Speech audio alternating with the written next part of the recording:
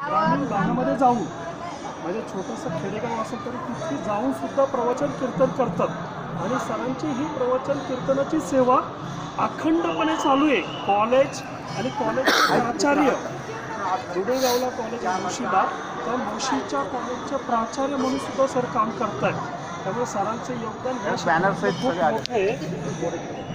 सरांचं योगदान या क्षेत्रात खूप मोठं आहे. सर आपल्याला आता एक 2 मिनटं 10 मिनटं तुम्हाला या मंदिराबद्दल जी माहिती सांगणार आहे ती तुम्हाला कुठेही मिळणार नाही. त्यामुळे तुमचे कान आणि डोळे सरांकडे पाहिजे आणि सर जो शब्द सांगतील तो अतिशय महत्त्वाचा आहे. आणि जे मराठीचे विद्यार्थी आहेत आणि मराठी घेणारे विद्यार्थी आहेत त्यांनी तर कान डोळे आणि एकाग्रता सरांकडे करायची.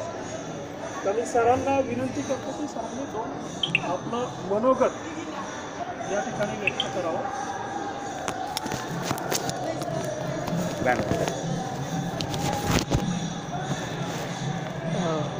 आम्हा घरी धन शब्दाचीच रत्ने, शब्दाचीच शस्त्रे यत्न करू, शब्दाची आमुच्या जीवाचे जीवन, शब्द वाटू धन जनलोका.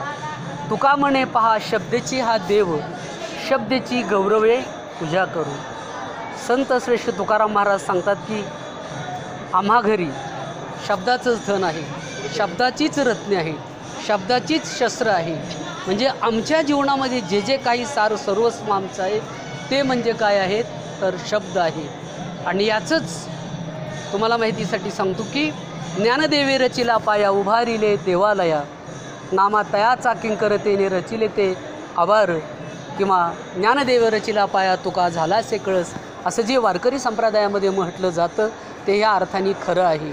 आणि म्हणून पहिले मराठी भाषेचे कैवार घेणारे, पहिलं मराठी भाषेसाठी जे बंड करणारे ते संत श्रेष्ठ ज्ञानराज माऊली यांच्या पवित्र संजीवन समाधीने पुनीत झालेल्या अलंकापुरीमध्ये आज आपण या ठिकाणी लोणावळा एज्युकेशन ट्रस्टचे डॉक्टर BN पुरंदरे कला, श्रीमती SG गुप्ता वाणिज्य आणि श्रीमती SA मिठाईवाला विज्ञान महाविद्यालय वलवण लोणावळा आणि मराठी विभाग यांच्या संयुक्त विद्यमाने आज या ठिकाणी क्षत्रिय भेट काय केलेली आहे, आपण ठेवलेली आहे. या कार्यक्रमाला माझेच परम मित्र ज्यांनी आम्ही विद्यापीठामध्ये एका बाकावर बसून MPhilचं काम पूर्ण केलं, सावित्रीबाई फुले पुणे विद्यापीठामध्ये, त्यावेळी पुणे विद्यापीठ म्हणायचं आहे. म्हणजे असे आमचे जवळ आणि मराठीचे खास उपासक अभ्यासक असणारे, सर्वांना अतिशय प्रेमाने अतिशय म्हणजे विद्यार्थीप्रिय असणारे आमचे प्राध्यापक देवरे सर, त्याचबरोबर दुसरे आमचे परम मित्र ते म्हणले माझेही गुरु, पण मी त्यांचा गुरु नाही, ते माझे गुरुबंधू आहेत. कारण संत साहित्याचे गाडे अभ्यासक डॉक्टर तानाजीराव पाटील ज्यांनी आपल्या अभ्यास मंडळाचे BAचे BComचे वाणिज्य शाखेचे पुस्तकं तयार केली अभ्यास मंडळासाठी, त्यांच्याच मार्गदर्शनाखाली मी माझं ज्याला विद्यावाचस्पती म्हणजे PhDचं काम पूर्ण केलं. ते सरही आपले खाडेसरही त्यांच्याकडे काम करत आहे. असे आज या ठिकाणी आमचा तिघांचा मिळून म्हणायचं त्रिवेणी संगम या ठिकाणी माऊलीच्या मंदिरात तुमच्या माध्यमातून निर्माण झालेला आहे. ही अतिशय आनंदाची आणि महत्भाग्याची गोष्ट आहे. आळंदीच्या बाबतीत जर बोलायचं झालं तर प्राचीन अतिप्राचीन काळापासून ऋषी मुनींच्या तसंच साधू तपस्वियांच्या पदस्पर्शाने वास्तव्याने घनघोर तपश्चरणी पुनीत झालेली कला सौंदर्य, सृष्टी सौंदर्य आणि अध्यात्मज्ञान यांच्या सुरेख संगमाने पवित्र मंगल बनलेली साधकांचे मायबाप, योग्यांची माऊली, अनाथांची माय, कैवल्य साम्राज्य चक्रवर्ती संत श्रेष्ठ ज्ञानराज माऊलीच्या प्रांगणामध्ये समाधीच्या शेजारीच आज आपण या ठिकाणी आपल्या महाविद्यालयातील मराठी विभाग आणि तुम्ही सर्व विद्यार्थी मित्र मैत्रिणी हो.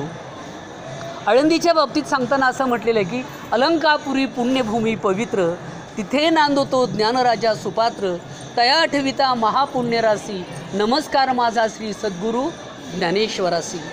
असे ज्ञानेश्वर महाराज त्यांनी या ठिकाणी संजीवन समाधी घेतलेली आहे.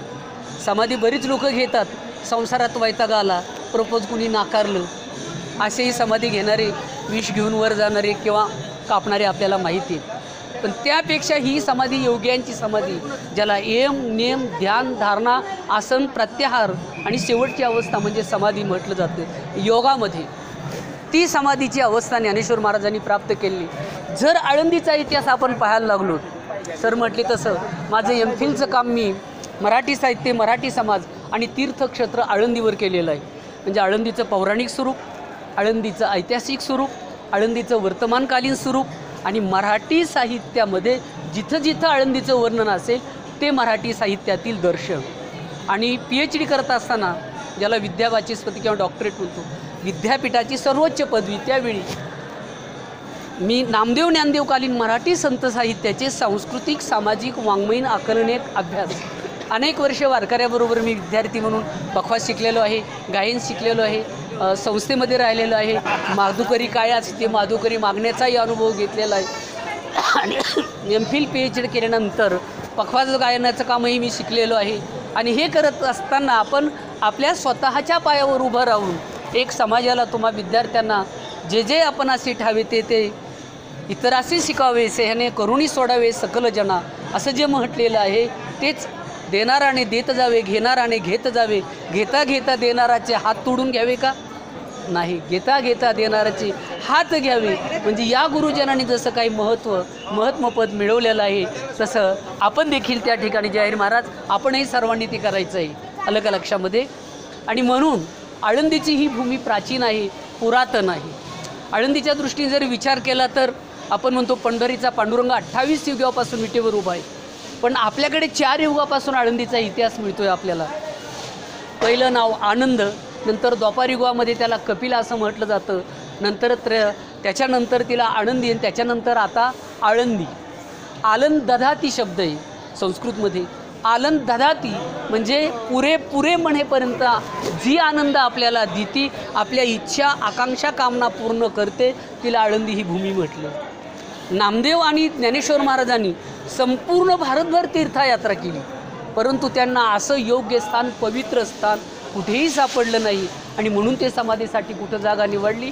आळंदीमध्ये निवडली. आपल्याला माहिती आहे की ज्यावेळी अर्जुनाला मोह झाला आणि मोह झाल्यानंतर तो म्हणतो मी युद्ध करणार नाही, मी ह्या कौरवांना मारणार नाही, कारण ते माझे भाऊ आहेत, ते कसे जरी वागत असले काही असेल तरी ते शेवटी कोण आहेत? आमचे भाऊ आहेत, तेव्हा आम्ही त्यांची हत्या करणार नाही. आणि मग सांगतो मी द्रोणाला मारणार नाही, मी भीष्माचार्यालाही मारणार नाही. का? कारण द्रोणाचार्य माझे गुरु आहे.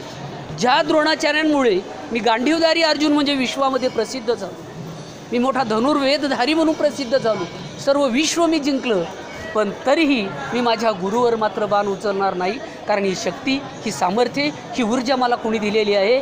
तर द्रोणाचार्याने दिले. आणि म्हणून युद्धात पुढे गेल्याबरोबर नतमस्तक झाला, चरणाजवळ बाण सोडला, त्याचा अंग थरथर कापायला लागलेला आहे, रोमांच उभं राहिलेत, मनामध्ये भीती दाटलेली आहे. आणि मग यावेळी अर्जुन म्हणतो देवा आता मी युद्ध करणार नाही, काही झालं. मग कृष्ण सांगतो, खवळतो कृष्ण, तुला काय वाटलं? म्हटलं तुला पहिलं माहीत नव्हतं का आपण कुठं जाणार, युद्ध करायला जाणार आहेत आपण ना, तो आता तुला का मोह झाला? मग कृष्ण म्हणतो सांडी हे मूर्खपण, उठ गे धनुष्यबाण, युद्ध आहे धनुर्धारी ना, कर्मण्यवाधिकारस्ते मा फलेषु कदाचन मा कर्म फल हे तुर्भूर माते संगच तो कर्मणी. अर्जुना तू कर्म करत राहा, फलाची अपेक्षा करू नको. म्हणजे आजच्या भाषेमध्ये विद्यार्थी असतील तर अभ्यास करून परीक्षा दिल्या पाहिजे, नो कॉपी करता अर्थात. बरोबर आहे की नाही? आम्ही प्राध्यापक असतील तर आम्ही प्रामाणिकपणे वर्गात शिकवलं पाहिजे. तुमच्या काही क्षेत्रीय भीती असतील, तुमच्या काही समस्या असतील, त्याची उत्तरं आम्ही दिली पाहिजे, अभ्यास आम्ही केला पाहिजे, काळाचं नवं काही शैक्षणिक धोरण त्याचं अवलोकन केलं पाहिजे.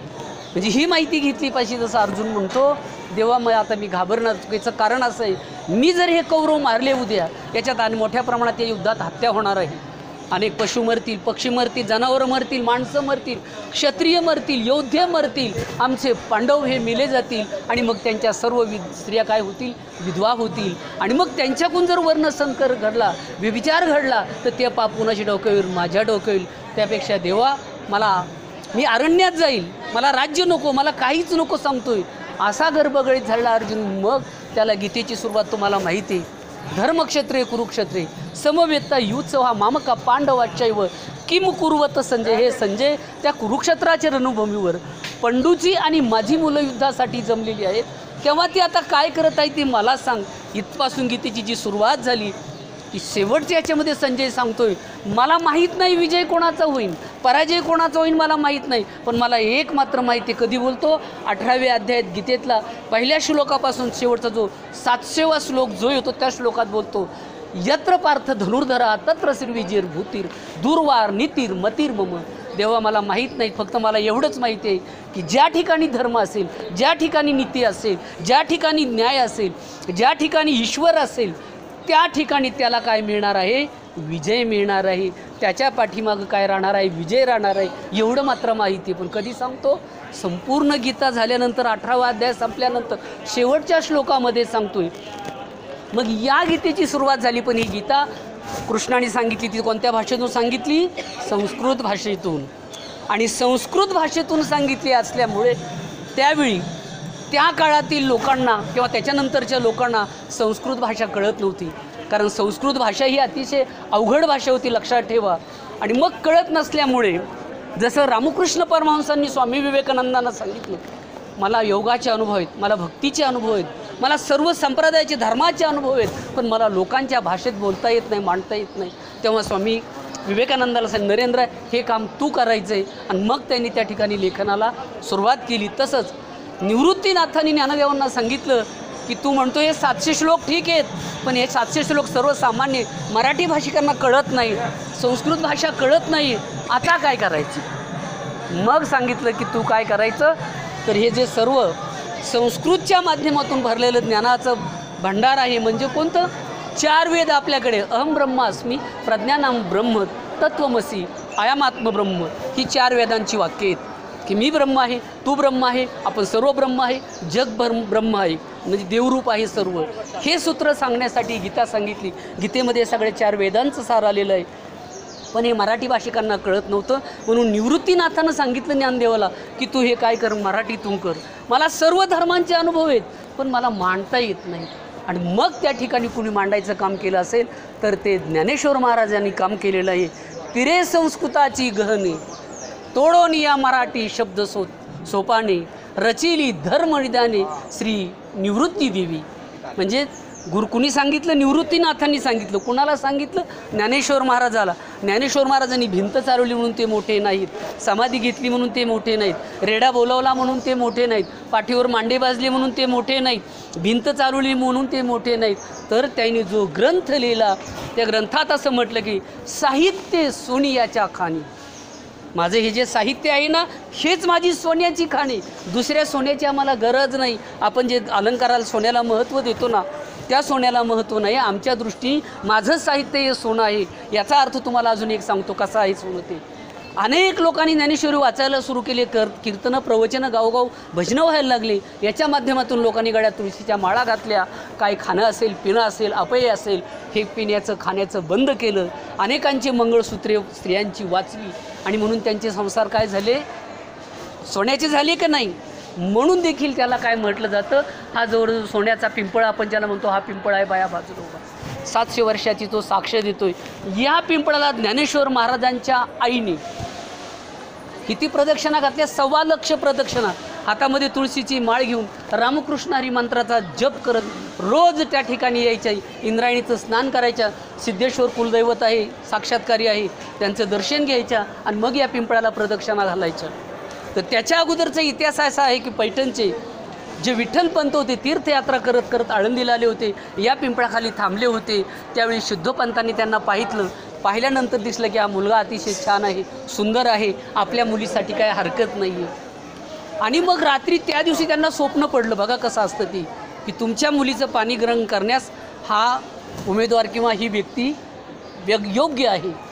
आता दुसऱ्या दिवशी आले, म्हटले मला असं असं स्वप्न पडलं आहे. तुम्ही कुठाले? सांगितलं मी पैठणचे विठ्ठलपंत, मी तीर्थयात्रा करायला निघालो, पण म्हटले मला असं स्वप्नात रात्री देव आला आणि त्याने असं सांगितलं.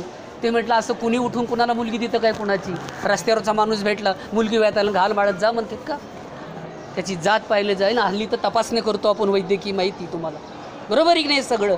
मग सांगितलं तुम्हाला स्वप्न पडलं ना, देवाची इच्छा असेल तर मला पण स्वप्न पडू द्या. तसं दुसऱ्या दिवशी मुक्कामाला थांबले, त्यांनाही स्वप्न असं पडलं की ती प्रत्यक्ष देवी आहे, ईश्वराची शक्ती आहे आणि तिचा आणि तुमचाच पाणीग्रहणाचा योग आहे.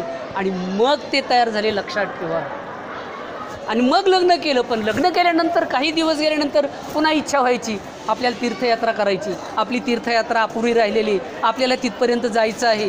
आणि मग सारखे म्हणायचे मला वाटतं काशीला जावं, मला वाटतं काशीला जावं. आता तुम्हाला माहिती आहे रोजच घरात जर असं चाललं आम्हाला माहिती आहे सरांना बरोबर. आताच मॅडमचा फोन आलेला होता. अरे रामकृष्ण हरी, एकच मिनटं फक्त. मी काय करताय थांबते का?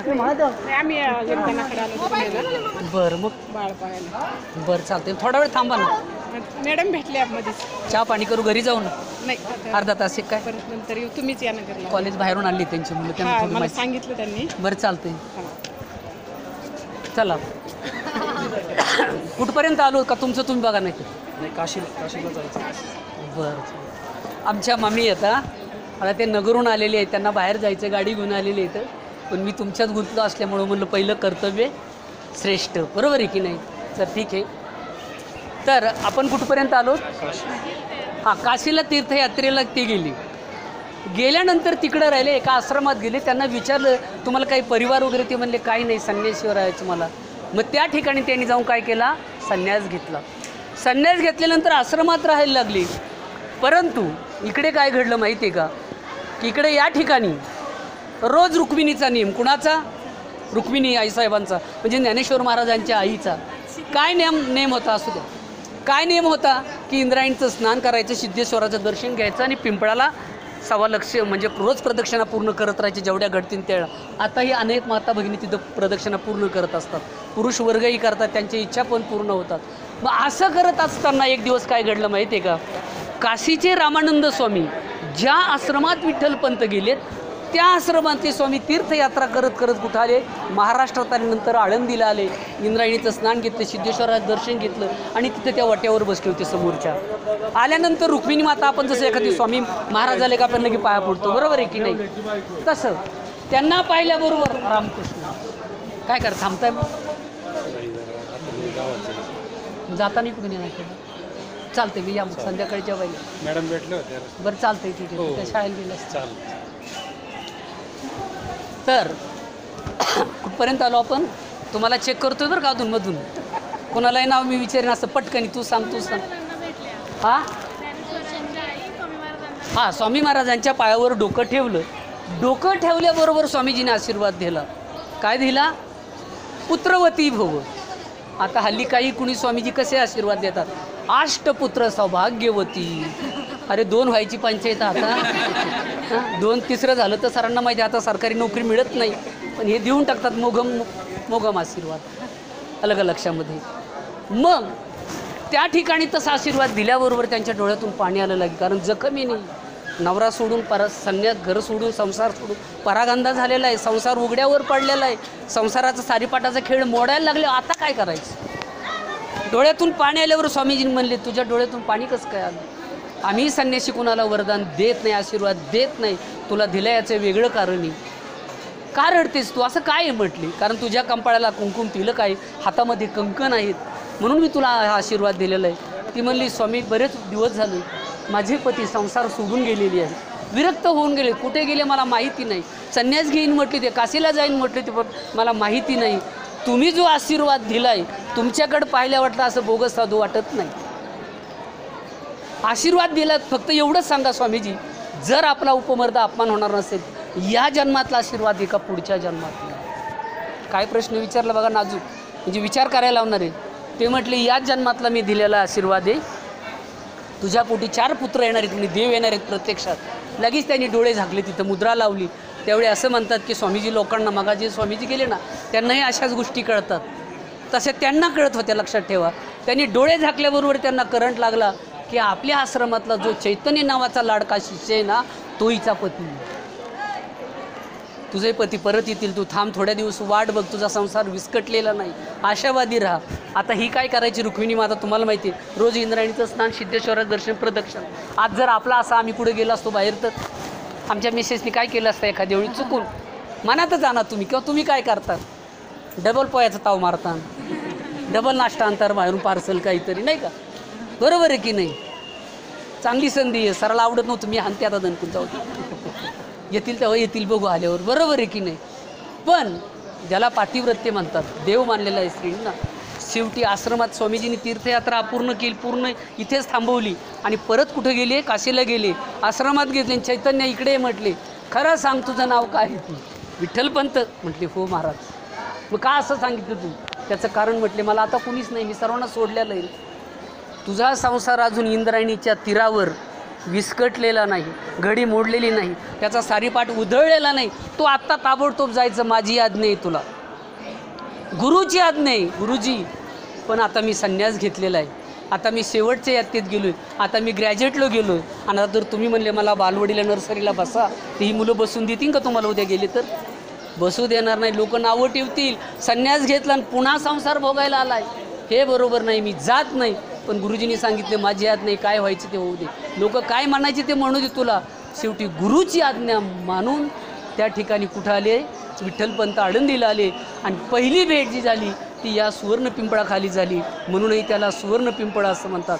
कारण रुक्मिणी माता रोज वर पिंपळाकडे बघायचे आणि म्हणायचे, तू जसं रोज फुलतोस ना, बहरतोस ना, तसं माझाही संसार फुलू दे, बहरू दे. आणि म्हणून त्यांचा संसार फुलला, म्हणूनही त्याला सोन्याचा पिंपळ म्हणतात. अजून दुसरी एक आख्यायिका अशी आहे, सुवर्ण पिंपळ का म्हणतात कळालं तुम्हाला? दुसरी एक आख्यायिका अशी आहे त्याच्यामध्ये की आपल्याला माहिती आहे महाभारतामध्ये आपलं पांडव दूतामध्ये हारले, त्यावेळी त्यांनी शस्त्र कुठे ठेवली होती? आपली शमीच्या आपट्याच्या झाडावर. आपण वाटतो ना दसऱ्याला. आणि ज्यावेळी त्यांचा वनवास संपला त्यावेळी त्यांनी ती शस्त्र परत घेतले आणि कौरवांचा पराभव केला, बरोबर आहे? तसं ज्यावेळी आळंदीला इंद्र तपश्चर्यासाठी आला त्यावेळी त्यांनी आपला जो कुबेर कोशागर जो बरोबर आला, त्यांनी जी आपली स्वर्गाची संपत्ती आणली ती संपत्ती या पिंपळावर ठेवली होती. म्हणूनही त्याला काय म्हटलं जातं? प्रतिकात्मक सुवर्ण पिंपळ असं म्हटलं जातं. आणि पहिलं मी एक सांगितलं, साहित्य सोनियाच्या खाणी, म्हणूनही त्याला. म्हणून ज्ञानेश्वर महाराज त्या बड्या बंडवाल्या माझी ज्ञानेश्वर माने पहिले, असं बी कवींनी म्हटलेलं आहे की सर्व बंडवाल्या माझी ज्ञानेश्वरीचं मराठी भाषेचं पहिलं बंड कुणी केलं असेल तर ते ज्ञानेश्वर महाराजांनी केलं. मराठी ही म्हणजे ज्ञानेश्वरी संस्कृतमधले मराठीमध्ये आणली आणि मराठी ही लोकभाषा तेव्हापासून पुढे गेलेली. आता साता समुद्राच्या पलीकड मराठीमधून साहित्य संमेलन होत आहेत. पूर्वी तुम्हाला माहिती आहे यूट्यूबवर सुद्धा म्हणजे याच्यावर संगणकावर मराठी येत नव्हती, आता संगणकावर देखील मराठी आलेलं आहे. आणि म्हणून मराठीचं हे जयगान म्हणजे गीतेच्या 700 श्लोकावर 9000 किती 9033व्या गीतेच्या 700 श्लोकावर म्हणजे त्याचं भाषांतर केलं. सूत्र आणि सूत्राचं भाषांतर अमृत अनुभवलेलं आहे. ज्ञानेश्वरी लिहिली, अमृत अनुभवलेलं आहे. चांगदेव 65 लिहिली. त्याच्यानंतर तुम्हाला माहिती असेल की हरिपाठ लिहिलेला आहे. त्यांची अभंगगाथासुद्धा काय आहे? प्रसिद्ध आहे. असं त्यांचं वाङ्मय आहे. एकूण लक्षात ठेवा. म्हणजे ज्ञानेश्वरी सर्व लोकांसाठी लिहिली. ज्ञान जिच्यामध्ये ईश्वरी ज्ञान तिला ज्ञानेश्वरी म्हणतात, किंवा ज्ञानाचा ज्यात ईश्वर आहे ती ज्ञानेश्वरी असं म्हटलं जातं. त्यांनी स्वतः तर भावार्थ दीपिका म्हटलं आहे, पण नामदेव महाराजांनी तिला काय म्हटलेलं आहे?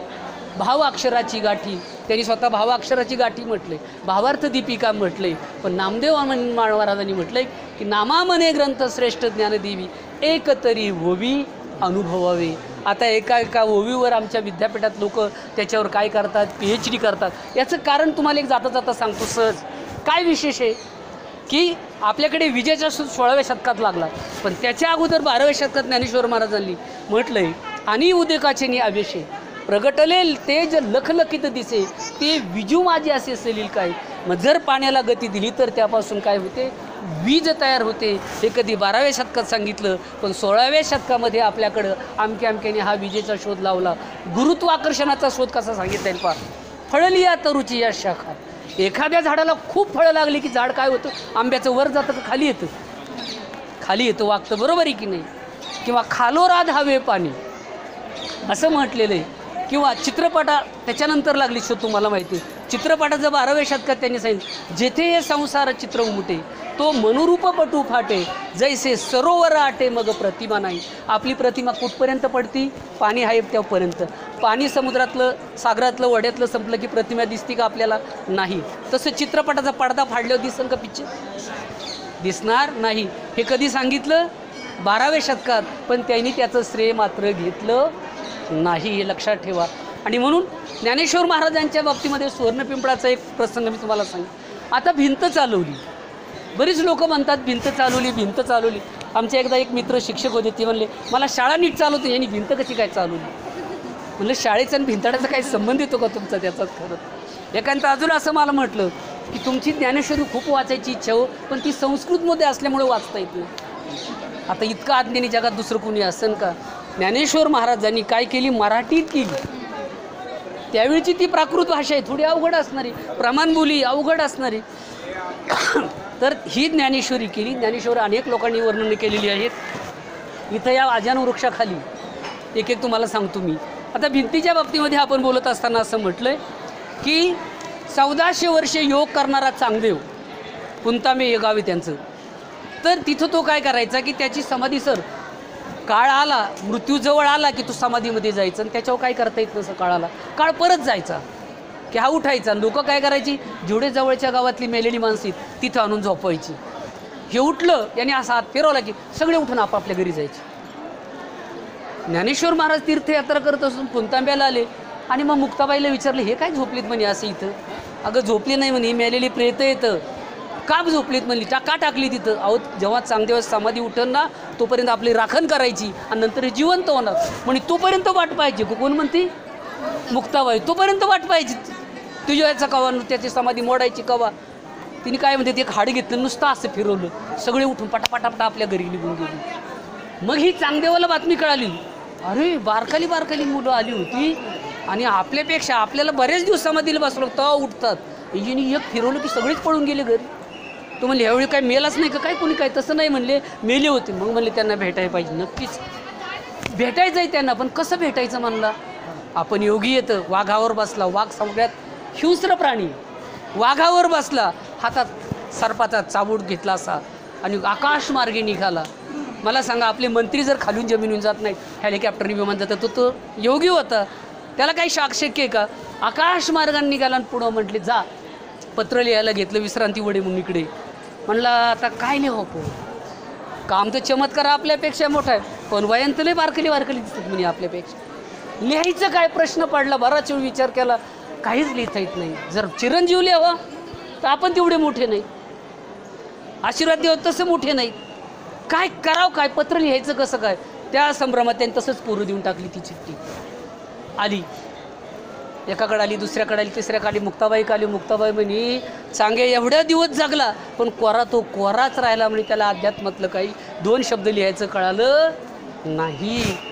बघ म्हणे दादा हे कोरच दिलं. मग ज्ञानेश्वर महाराजांनी पाहिलं, बरं झालं म्हणले कोरं दिले म्हणून, तर आपल्याला काही लिहिता येईल, त्याला सांगता येईल, उपदेश करता येईल. मग त्याच्यासाठी फक्त 65 ओव्या लिहिल्या आहेत. किती लिहिल्या ओव्या, त्यालाच काय म्हणतात चांगदेव 65. किंवा तू किती जरी योग केला तरी भक्तीशिवाय त्याला पर्याय नाही. म्हणून चांगदेवाचा त्या ठिकाणी गर्वहरण केला. पण त्याच्या आदल्या रात्रीचा चांगदेवाचा किस्सा असा होता की ते म्हणले, कुणीतरी सांगितलं 2 शिष्य बळी द्यायचेत म्हणा, कोण जे लाडके असतील ते. म्हणतात रात्रीच्याला एका शिष्याला बातमी कळली, अर्ध शिष्य गायब रात्रीचंच. चांगदेवाजवळ कुणी राहिले नाही, सर्व प्रसादाला आलेले हो. भोजन करायला कुणीच राहिलं नाही जवळ. आता काय करायचं न जे राहिले होते ते दुसऱ्या दिवशी चांगदेव येताना शेवटी मग यांनी विचार केला, चांगदेव आकाश मार्गी आला, योगी आहे, मोठा आहे, आपण जर पायी पायी सरत गेलो तर आपली किंमत जाईल का नाही. मोठ्या माणसात सत्कार तसाच केला पाहिजे त्या पद्धतीने.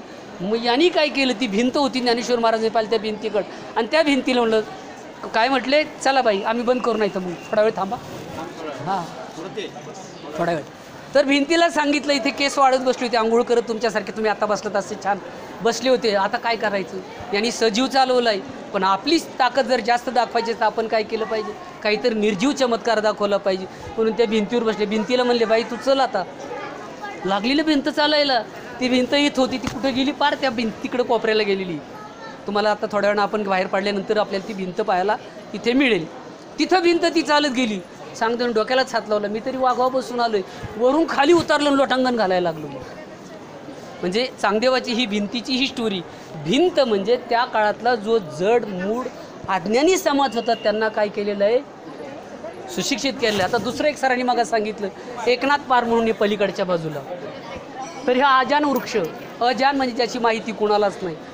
या वृक्षाचा असं आहे की ही जर पानं आपण खाल्ली तर आपल्याला ज्ञान मिळतं. आणि काही लोक मी स्वतः पाहिलेत सर, फक्त ही पानं पाडणारी खाऊनच त्यांनी पारायण केलेली ज्ञानेश्वरीची.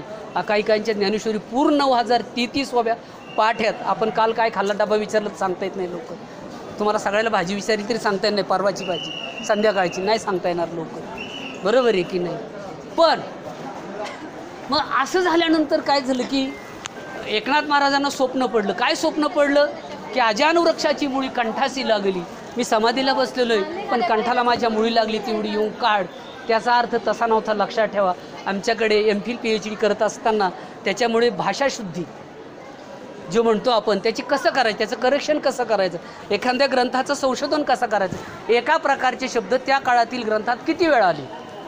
आपल्याकडे पहिला मराठीचा कोणता ग्रंथ मानला जायचा? विवेक सिंधू. आता तो मानत नाही आपण, कारण संशोधनात सिद्ध झालं की त्यातलं शक संवत्सराचा मेळ बसत नाही. बरोबर आहे. त्याची तत्त्वज्ञानाची पातळी अलीकडची आहे, शब्द उच्चार अलीकडचे आहेत. म्हणजे कसं जर तुम्ही म्हणाल, तुम्ही आता सगळेजण पसायदान म्हणता, बरोबर आहे की नाही? पसायदानामध्ये काय तुम्ही तोशो निमज द्यावी, पण 12व्या शतकातली भाषा तोखो निमज द्यावी. आपण विष म्हणतो, त्या काळात विक म्हणायचे. जर आमचा पुढे जर एखादा आला आणि तो जर अलीकडचा पसायदान मांडला लागला आणि म्हणला मी जुना आहे, तर आम्ही संत बनते तू गप बस, नाही तर नंतर भेटाय मला, बघ तुझी विद्वत्ता कळाली मला. नाही तर आमच्या विद्यार्थ्याला विचारला की सांगते. त्यावेळी तोशोनी नव्हतं, त्यावेळी तोखोनी. आता सुलभीकरण केलं आहे आपण. जसं आपल्या वेशभूषा ड्रेसमध्ये पहिले फर्गुसनच्या मुली पाहिल्या तुम्ही, तो आपला तुमच्या परकरसारखा असायचं, खाली लंगा म्हणतात त्याला, आणि इथपर्यंत ते पायाचं पोलकं बिलकं असं म्हणायचं आणि ती तसं असायचं. आता जीन पॅन्टची शर्ट येत नाही कोणी, त्याच्यातही उन्हाळ्या हिवाळ्याचे कपडे तो भाग वेगळा, तो सोडून द्या, तिकडे काय आपल्याला जायचं नाही. बरोबर आहे की नाही? पण मग अशा काळामध्ये चला बाबा पटकनी, तर अशा काळामध्ये तिथं काय झालेलं आहे की आपण कसे सांगत होतो आता आपलं याचं एकनाथ महाराजांचं, हां, तर ही मुळी कंठाला लागली नाही. ही भाषा त्याच्यामध्ये लोकांनी पाठांतर केले आणि त्याच्यामध्ये अपशब्द घुसले.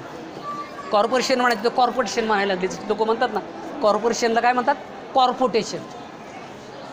असे जे उच्चार अशुद्ध होतात तसे उच्चार झाल्यामुळे मग ज्ञानेश्वर महाराजांना दृष्टांत दिला. आता जो याच्या बाजूने पलीकडून एक पिंपळ आहे बघा, छोटा असा, सरांनी मला दाखवला. तिथं आपण बारीला पहिल्यांदा लागलो तर आम्ही तिथं, तर तिथं येऊन ते थांबले.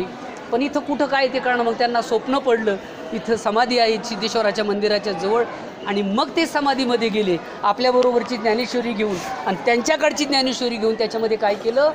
करेक्शन केलं, शुद्ध लेखन करून घेतलं.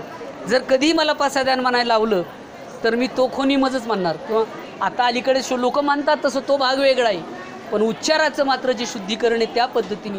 आणि म्हणून त्या ठिकाणी ज्ञानेश्वर महाराजांनी काय केलं म्हणतात? ग्रंथशुद्धी केली. म्हणजे आजान वृक्ष हा जो वृक्ष आहे, या वृक्षाची कथा असे की जंगलातून जाताना पूर्वी काठी दांडा ठेवायचं, बरोबर, आपण कशाची भीती चुकाट सर्प काय असेल तर ती काठी इथंला ठेवली आणि त्याला मुक्ताबाईला यांना सांभाळायला सांगितलं.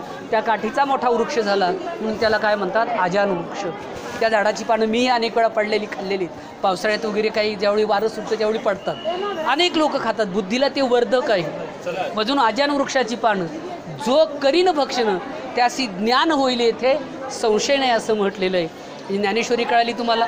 त्याच्यानंतर एकनाथ महाराजांच्या पाराचं महत्त्व कळालं, सुवर्ण पिंपळाचं कळालं, आणि हा सिद्धेश्वराचा कळस, याच्या पलीकडचा माऊलीचा कळस. तो ज्यावेळी इथं प्रार्थना असतं एवढी प्रचंड गर्दी असते ना, त्यावेळी त्यांचा कळस हालतो म्हणून अशी एक भूमिका इथं आख्यायिका मानली जाते. इथं लोक प्रदक्षिणा घालतात.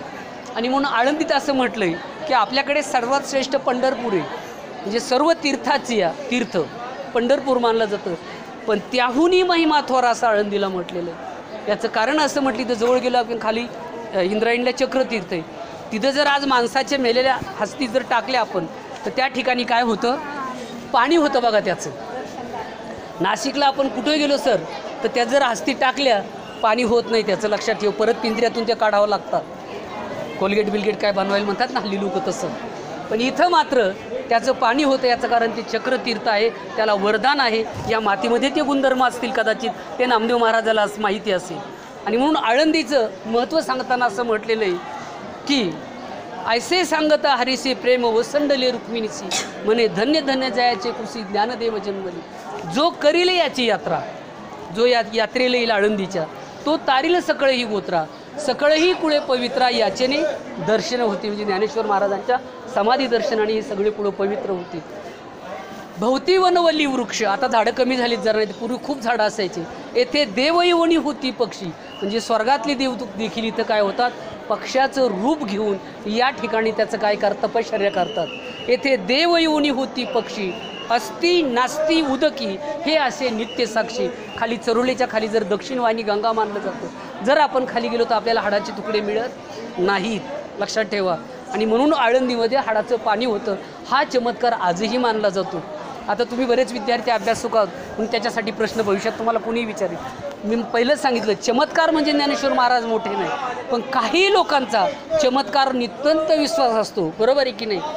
एखाद्या बाबाचं दर्शन घेतलं, काही मुलं होतात म्हणली की लोक तिकडंच गर्दी करतात. तो जो प्रकार असतो ना, अशातला प्रकार काही लोकांचा याच्यावर चमत्कारावर विश्वास असतो. म्हणून ते सहजासहजी घडून गेलेले त्यांनी मुद्दाम मोठेपणासाठी चमत्कार. आजचे ज्ञानेश्वर महाराजाचं विद्वान किंवा मोठं किंवा जगातील विद्वानांचा राजा म्हणून मानलं जातं, याचं कारण त्यांचं वाङ्मय आहे, लक्षात ठेवा. ज्ञानेश्वर महाराज गेले, चमत्कार गेले, पण वाङ्मय मात्र काय आहे, आपल्यासाठी शिल्लक आहे.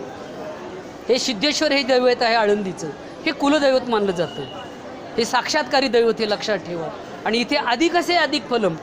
अजून असं म्हटलेले की इथे ही पंचक्रोशी म्हणजे खेडला, तिथं खेडेश्वर आहे, इकडे इंदोरेश्वर आहे, याला ब्रह्मेश्वर म्हणून आपल्या इंदोरीला. पुण्यामध्ये तिथे नागेंद्रेश्वर म्हणून आहे. परत इकडे खाली तुम्ही जर याला गेलात, ते संगम जो आहे तिथं, तर तिथं मरकळला माकुल म्हणजे मातुलेश्वर म्हणतो. म्हणजे चारही ठिकाणी काय आहेत, शंकराची मंदिर आहे. आणि अशी ही कृषी भूमी आहे. इथं असं म्हटलेलं की इथला कण ना कण देवमय आहे, इथला खडा ना खडा देवमय आहे. अशी अनेक लोकांची भूमिका. आजही माझे असे अनेक मित्र आहेत परिवारातली किंवा माहितीतली, की आळंदीत आले पुलावर की पहिली चप्पल हातात घेतात, आळंदीमध्ये ते चप्पल घालत नाहीत. जेव्हा आळंदी पास करतात पूल, त्याच्यानंतर पायात चप्पल घालतात. कारण इथाली देव, खडे, पाषाण, जीव, सजीव सगळं काही काय जर असेल तर तो देव आहे, ही भूमिका, हा भाव त्यांच्या मनामध्ये आहे. बरेच लोक आम्हाला म्हणतात हा सुवर्ण पिंपळ आहे. महाराज आम्ही गेलो तर काय म्हणताय, ते पानं तर दिसतात, तर कुठे सुवर्ण पिंपळ. त्यासाठी म्हणलं दृष्टी लागते. आपली दृष्टी, आपली लेवल तेवढी झाली की आपल्याला त्यातली फरक आपोआप कळायला लागतात. शब्दाच्या अभिधा, लक्षणा, व्यंजन शक्ती कधी मिळतील, तुम्ही जेव्हा त्याचा अभ्यास करणार तेव्हा कळणार, बाकीच्याला ते कळणार नाही. तसं तो एक चमत्कार झाला. त्याच्यानंतर तुम्हाला माहिती आहे की गावात त्यांना खापर दिलं नाही. शेवटी ज्ञानेश्वर महाराज योगी होते, पाठीवर त्यांनी मांडे वाजून घेतले, सिद्धबेटामध्ये राहिले. आपल्याला सगळ्यांना माहिती आहे. अनेक प्रकारचे त्यांनी चमत्कार केले. पण जीवनात शेवटी वयाच्या अवघ्या 22व्या वर्षी आळंदीमध्ये तरुणाम संवत्सरामध्ये या ठिकाणी कार्तिकेला समाधी घेतली.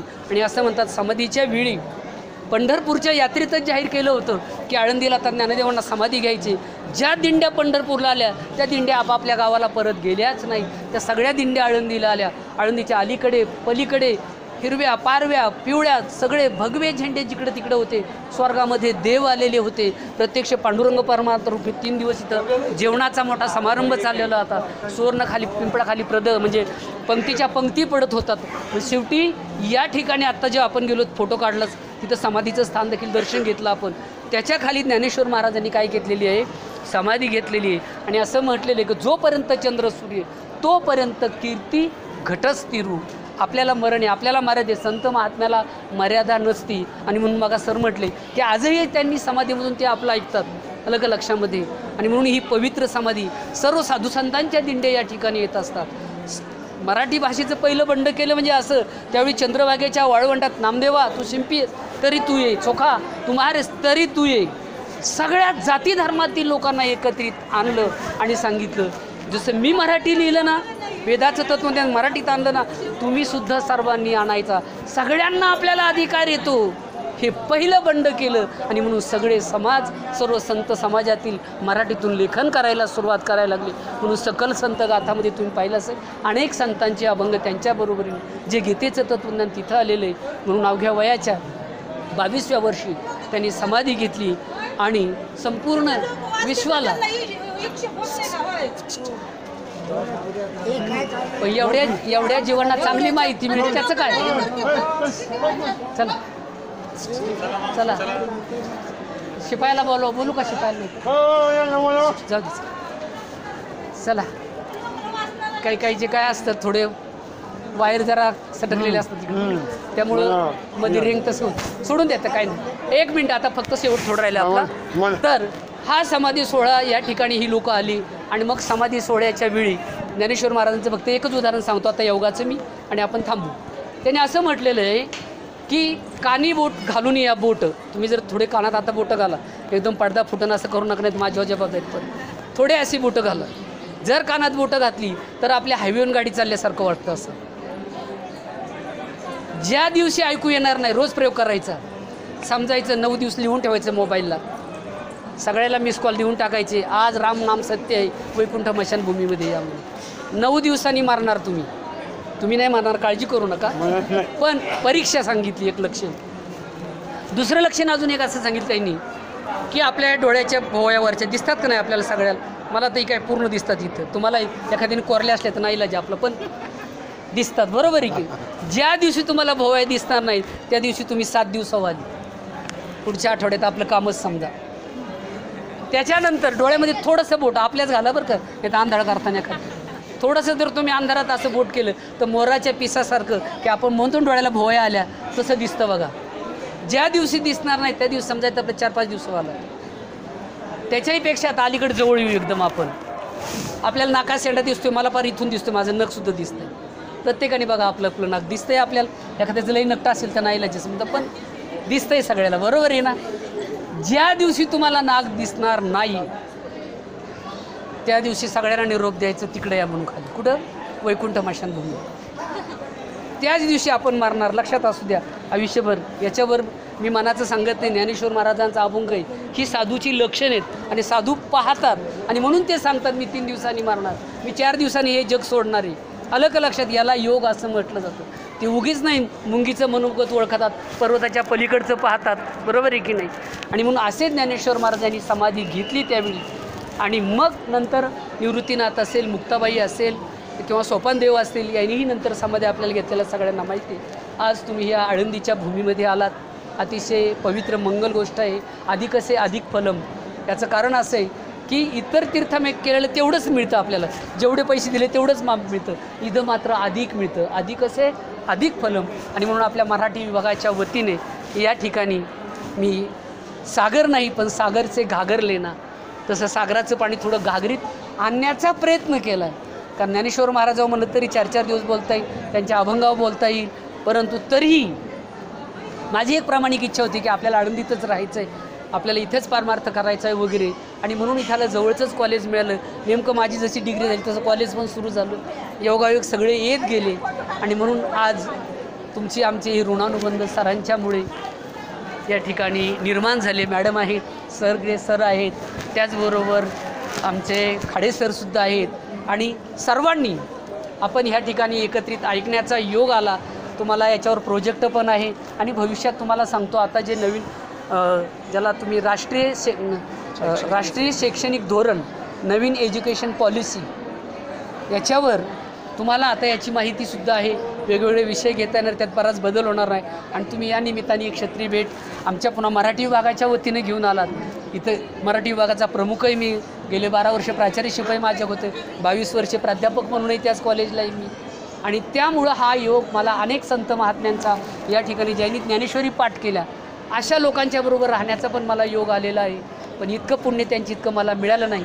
पण जे मला काही मिळालं, जे मला काही आकलन झालं, त्या सागरामधलं तेवढी ती घागर एक थोडीशी तुमच्या पुढे मी ही थोडीशी दिली. कारण इतक्या वेळी मी देत नाही कधी वेळ, पण आज योगायोग चांगला होता. सर आलेले आहेत, तुम्हाला सगळ्यांना माहिती मिळावी आणि आपल्याला एक अनुभव मिळावा. खूप मोठं चरित्र आहे, खूप त्यांच्या एका अभंगावर 1-1 तास 8-8 महिना लोक बोलतात. तिथे इतके मोठे विद्वान आहेत. आणि आत्ताच सांगतो, आपण ज्या मंडपात जाणार आहोत तिकडे, तर इथं एक गोविंदगिरीजी महाराज म्हणून, ज्यांच्या वेधशाळा आहेत, ज्यांच्या गोशाळा आहेत, ज्यांनी समाजाला मोठ्या प्रमाणे एका व्यक्तीचा 75वा वाढदिवस केवढा होऊ शकतो याची आपण कल्पनाच करू शकतो. भारतातले मोठमोठाले लोक आज त्या ठिकाणी आलेले आहेत. आता मग धीरेंद्र स्वामीसुद्धा त्याच ठिकाणी, बागेबाबा म्हणतो आपण, ते बागेश्वर बाबा, ते सुद्धा त्या ठिकाणीच गेलेले आहेत. आपण तिथंही मंदिरात पाहू, भिंतीचं पाहू, नंतर मांड्या वाजल्याचं पाहू, आणि नंतर पुढं तिथं जाऊ. मग बघू तुमच्या जेवणाचं वगैरे कुठंतरी एखाद्या ठिकाणी बसून. हां, ते आहेच आहे. तर योगायोग आला. एरवी मी कीर्तनामधून, प्रवचनामधून, माझ्या व्याख्यानामधून, किंवा यूट्यूबला पण माझं पांडुरंग मिसाळ म्हणून चॅनल आहे, त्याच्यावर याच्याहीपेक्षा खूप चांगलं म्हणजे मी व्याख्यान दिलेलं आहे. त्याच्यानंतर त्याच्यात लेखही दिलेले आहेत, संदीप सरांनी पाहिलेले आहेत. तेव्हा आज सर्व तुम्ही आमचे खाडे सर आले, सरांचं नाव शिंदे सर आलेत आणि तुम्ही सर्व एवढे आज या आळंदी देवाच्या गावामध्ये तुम्ही सर्व देव माणसासारखे विद्यार्थी आलात, ही आनंदाची गोष्ट आहे. मला तुम्हाला म्हणजे समजून घेण्याचा, थोडंसं देण्याचा प्रयत्न करण्याचा योग आला, याबद्दल खरंच तुमच्या महाविद्यालयाचे आणि मराठी विभागाचे सर्वांचे, माझं शरदचंद्र पवार कला आणि वाणिज्य महाविद्यालय आळंदी डुडुळगाव ते शेजारीच आहे, सर्वांच्या वतीने तुम्हाला एकदा हार्दिक शुभेच्छा देतो. आणि मला वाटतं आता तुम्ही टाळ्या वाजवणं, जांभळ्या देणं किंवा झोपी जाणं याच्यापेक्षा मीच थांबवतो, नंतर टाळ्या वाजवल्या तर हरकत नाही. हां आता असं ऐका तुम्ही हां हे तुकाराम महाराज म्हणले, शेतकरी दादा ऊस तर रोजच लावता, पण ह्या तुळशी लावून बघा म्हणला. तुळशी लावल्या चांगल्या रंगाला आल्यावर बुडापासून कापल्या आणि काढतो जरा वेळ फोटो एक काढताना सरांना विचारलं फोटो कशाला देऊ आणले? कॉलेजला म्हणजे अशी माळ करायची म्हणून आणल्या. माळ करून घरी गेल्या, बायको म्हणजे काय तुळशी होत्या, आज कुठे गेल्या म्हणजे विठ्ठलाच्या मूर्त्या रमायच्या. म्हणजे नको, देव नको. काय बोलला म्हणला, दगडाचा देव कुठं बोलतोय, मीच त्याला म्हणलो अशी माळ करायची, माळ करून घरी आलो म्हणला. मग बायकोला म्हणतो बघही टांटायचे म्हणजे किती गाढव आहे. म्हणून तुकाराम महाराज सांगतात, माझी पालखी जर पंढरपुराला जाती तर मला बघायचं आहे म्हणला. त्यांनी डोंगरामध्येच पालखी अडवली, सांगितलं मला ज्ञान नाही दिला ना, तुझ्या पायात घुटळून तुला पाडन म्हणला. आला कुठून, हाय कोण, तुझं नाव काय म्हणला. माझं नाव बांबू आहे म्हणला. मग देवानी ज्ञान काय दिलं, जेव्हा माझी पालखी पंढरपूरला जाईल आणि भगवा झेंडा तुझ्या बांबूला लागून हार घालून खांद्या निरोशीन जा म्हणला. ती गाडवं धुवत नाही, आंघोळी करत नाही, काही फायदा नाही. अरे वा वा, छान टाळ्या वाजवते. बोला सर. शंकराला पार्वती म्हणती, बस आता काका काय झाला, मला माझ्याशी लग्न केलं तर मला अरण्यात फिराय घेऊन चल म्हणली. काय तुला ध्यान आलं आणि मला ध्यान आलं, चला म्हणली. त्यांनी डोक्यामधून गंगा सोडली, नदीला पाणी फुल केलं. त्या नदीमध्ये मच्छीन आणि गोरखनाथ आंघोळ करत होते. त्यांनी यांना पाहिलं, म्हणजे तुम्ही इथं का बसलाय, तर म्हणजे पार्वतीचा हट्ट आहे, अरण्यात फिरतं, नदी आडी काय करायचं. म्हणजे तुम्हाला गिळून घेऊन पलीकडे सोडून चालत. मग गिळून घेऊन पलीकडे सोडत शंकर पार्वतीला काय म्हणतो, जा त्याला मला बोल तुला काय पाहिजे. बाबा पार्वती म्हणती, मला कडोर बसून खंडोबाच्या पास पाहिला नाही चालला, तर ह्याला काय पहिला मान कासवाला गेला, माणसाला नाही गेला. अरे वा वा, छान. एक मिनिट आता फोटो घेऊ आपण. सर सर हा बोला तू. फोटो घ्या. ज्यांचे शब्द साठवावे आणि नियमित आठवावे असे पांडुरंग महाराज मिसाळ सर यांचं जोरात टाळ्यांच्या गजरात स्वागत करत. आणि आपल्या महाविद्यालयाचे मराठी विभाग प्रमुख, परीक्षा विभाग प्रमुख सरांना मी विनंती करतो की सरांचं स्वागत सरांनी करावं.